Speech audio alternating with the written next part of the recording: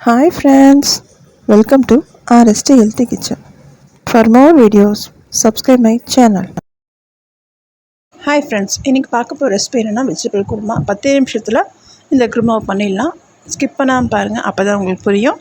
என் சேனலில் first time பார்க்குறீங்கன்னா என் சேனலுக்கு சப்ஸ்கிரைப் பண்ணிக்கோங்க. பக்கத்துக்கு பெல் ஐக்கானை கிளிக் பண்ணுங்கள். அதில் ஆல் ஆப்ஷன் இருக்கும், அதை கிளிக் பண்ணால் என்னோடய வீடியோஸ் உங்களுக்கு நோட்டிஃபிகேஷனில் வரும். இப்போ வாங்க நம்ம வீடியோக்குள்ளே போகலாம்.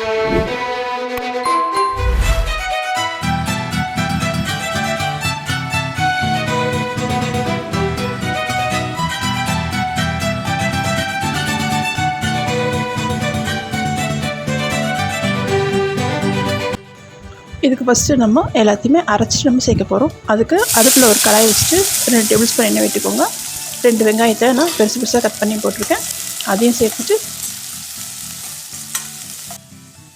கொஞ்சமாக பூண்டு, கொஞ்சமாக இஞ்சி, கொஞ்சம்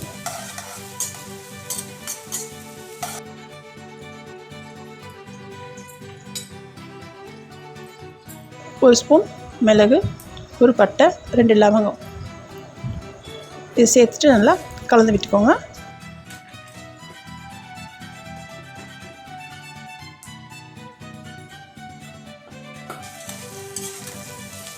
நல்லா வதக்கிக்கோங்க.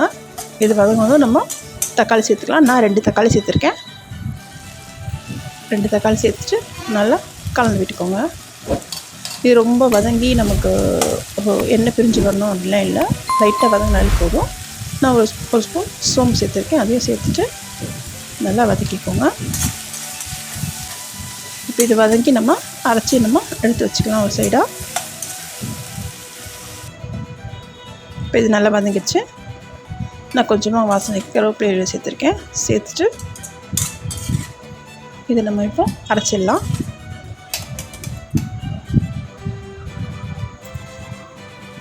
நான் இதை இப்போ குக்கரில் தான் செய்ய போகிறேன். அடுப்பில் குக்கரை வச்சுட்டு 2 ஸ்பூன் எண்ணெய் விட்டுக்கோங்க. எண்ணெய் காஞ்சதும் ஒரு ஸ்பூன் சோம்பு. நான் இந்த குருமாவுக்கு வந்து பீன்ஸ், கேரட், உருளைக்கிழங்கு இது 3 தான் சேர்த்துருக்கேன். சோம்பு நல்லா பொரிஞ்சதும் நம்ம எல்லா வெஜிடபிள்ஸையும் போட்டு நல்லா வதக்கிக்கலாம். நல்லா வதக்கிக்கோங்க.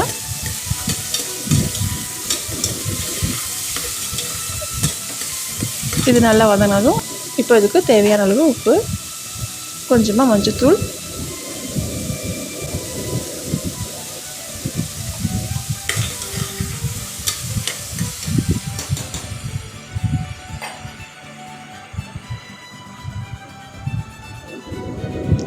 ரெண்டு ஸ்பூன் மிளகாய்த்தூள், 1 ஸ்பூன் தனியா சேர்த்துட்டு நல்லா கலந்து விட்டுக்கோங்க.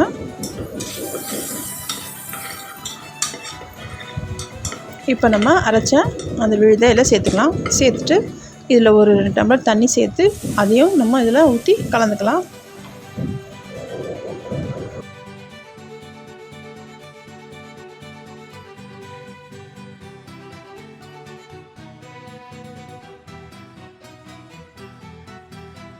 கலந்து நம்ம ஒரு விசில் வச்சு நம்ம இப்போ எடுத்துடலாம். அதுக்குள்ளே நம்ம தேங்காய் அரைச்சிக்கலாம்.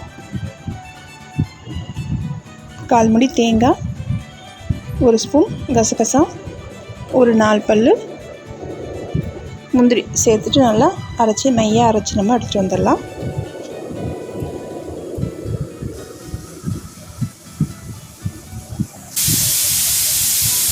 இப்போ இது ஒரு விசில் வந்துடுச்சு.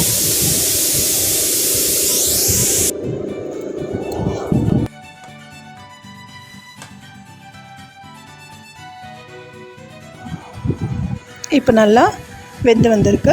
பீன்ஸ், கேரட் நல்லா வெந்துடுச்சு. ஒரு 5 நிமிஷம் நல்லா கொதிக்க விட்டுட்டு நம்ம அரைச்சி வச்சு தேங்காவை சேர்த்துட்டு இறக்கிட வேண்டியதான். நமக்கு சுவையான குருமா ரெடி ஆகிடுச்சு. உப்பு பத்தலைன்னா கொஞ்சமாக நீங்கள் உப்பு சேர்த்துக்கோங்க. இது நம்ம சாப்பாட்டுக்கு, இட்லி, தோசைக்கு, சப்பாத்திக்கு எல்லாத்துக்கும் நம்ம வச்சு சாப்பிட்லாம். நீங்களும் உங்கள் வீட்டில் ட்ரை பண்ணி பார்த்துட்டு உங்களோட ஃபீட்பேக் சொல்லுங்கள். இந்த வீடியோ உங்களுக்கு பிடிச்சிருந்தா லைக் பண்ணுங்கள், ஷேர் பண்ணுங்கள், கமெண்ட் பண்ணுங்கள்.